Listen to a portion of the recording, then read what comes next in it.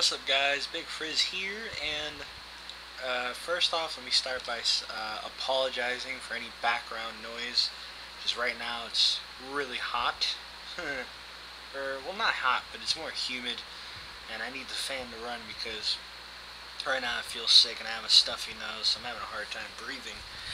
But today I got some Magic 2012 for you guys, and I have another deck discussion. Now, I didn't think I was going to be doing any more deck discussions, but I think I found a new way to run Dragon's Roar. When I do deck discussions, I'm not really giving you a way, like the best way to run the deck. That's not my purpose. What I want to show you is maybe an alternative way. I want to show you a guideline, But basically, with this deck here, I've made a very, very different way to run this deck. And as you can see, it's called Dragon's Roar, but the way that I run it, you're going to agree with me that it should be called Goblin's Roar, okay? So, the way I'm going to do this is, I'm going to show you the cards that I left in. So, first, you're going to see the cards that I've left out, and as you can see, it's pretty much all the dragons except for two. And, don't get me wrong, these are all pretty decent creatures here. When you're running mono red, you want most of these guys, that's for sure. This is,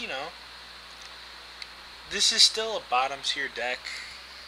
If you get to the late game, it's pretty hard to beat because you have so many dragons. But with that said, it doesn't win all too often. It really doesn't. You have a hard time. And even with my new build here, it's still pretty bottom tier.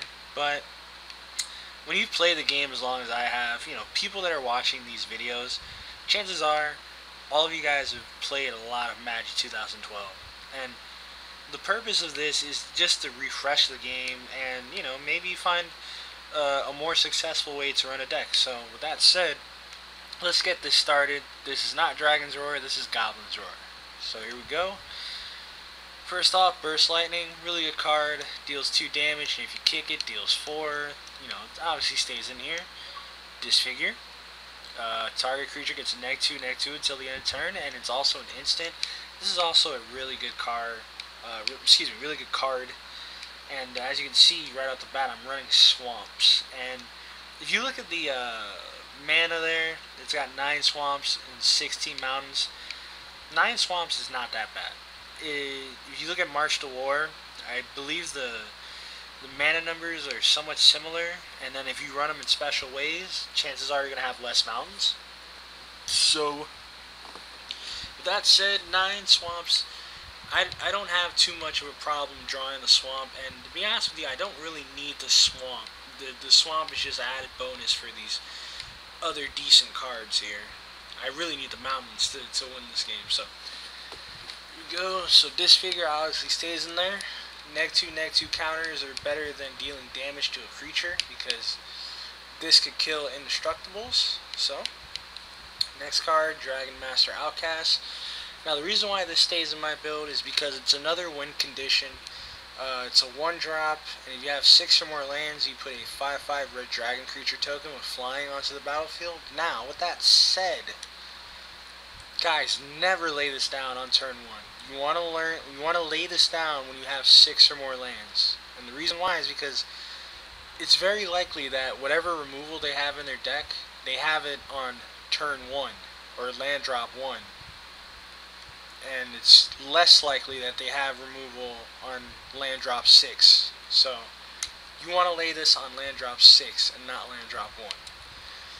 Earthquake, another good card, deals X damage to each creature without flying and each player. Now, I find myself with this build that cards like these actually kind of wreck me, but they're so powerful that it would be really, really dumb of me to not run, cards like these. But with that said, I believe there's another card in here that does the same thing. Pyroclasm, yep. So, Pyroclasm, that, I'm actually thinking about taking something out. Let's see here. Do I put the Piker back in? Yes, I do. Doing this live, people. I'm doing this live. I'm going to put the Piker back in, and I'm actually going to take Earthquake out, and my reasoning for that is the way that I run it, these cards kind of wreck me. So I'd much rather have the Pyroclasm that deals 2 damage to everything over the Earthquake that only deals X damage to creatures on the ground. And then, it does it to player too, so I might wreck myself if I'm not paying attention. But, if you guys want to run this and the Pyroclasm, that's fine. It's just my personal preference to run the Pyroclasm only instead of the Earthquake, so it doesn't wreck all my goblins. And let's keep it going. Festering Goblin, another good creature. When he dies, the creature gets -1/-1 until end of turn. Now you guys want to be careful because this isn't a May ability. This ability is supposed to happen. So if the other guy does not have creatures, then you're going to be 2-for-1ing yourself. Okay? This has no choice. It's not a May ability. So, with that said, it's still a good creature, and it combos well with the Voracious Dragon. That's the only dragon I have in here, and as you can see with this build, you're going to know why I have that dragon in here. But yes, Festering Goblin's pretty decent. Raging Goblin, Hasty Goblin, pretty good. Love him on turn 1. Love him a lot if I get 2, if I get 1 on turn 1 and another on turn 2, I'm pretty happy. So, Dragon Fodder, 2 dudes for 2, stays in there all day. Goblin Pikers, just, more goblins pretty much. We got Goblin War Driver. Now, I actually think this guy is pretty overrated because, he has Battle Cry, which is great. Battle Cry is definitely not an overrated effect, but he just dies to everything, Very rarely are you going to swing more than once with this guy because if they have creatures, they're going to block it, Maybe you'll get lucky and have to rally the forces to keep him alive, but most likely when you play this guy, chances are he's not going to be on the table that long. But still, very good to draw a lane in the game, because if they don't have removal and you just swing in with everybody gets pumped, and chances are that's going to be enough damage to get through and win the game. Pyroclasm, just talked about that. It's a great card. So, pretty much like a get-out-of-jail card. The only thing is that when you're playing the way I play, trying to drop as many goblins as you can, this can sometimes wreck you, so keep that in mind. Ruby Medallion, all my red spells cost 1 less to cast. That's pretty good. That stays in. Slavering Gnolls. This is another one where I feel like the effect is somewhat overrated. Having them discard a card definitely is good. Keeps the card advantage in your favor. But, it's hard to get the damage through with this guy because he doesn't have evasion. He's not gonna... He doesn't fly, he's not unblockable, he doesn't have first strike, so chances are when he's swinging with this, they're just going to block to make sure that they don't discard a card. Well, that said, he's a goblin, and wow, he's a zombie too, that's kind of funny. But anyways, yeah, he's a goblin, he stays in, he's pretty good, so. Assassinate, destroy target tap creature. Now this is good removal, it's not great removal. And the reason why it's not great removal is because they need to tap in order for you to do something.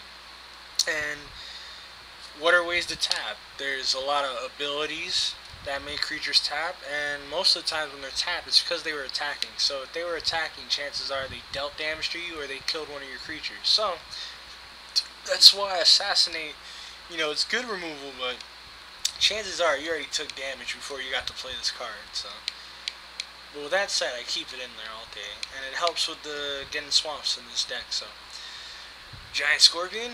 Now, people, these are walls. You need to treat these as walls.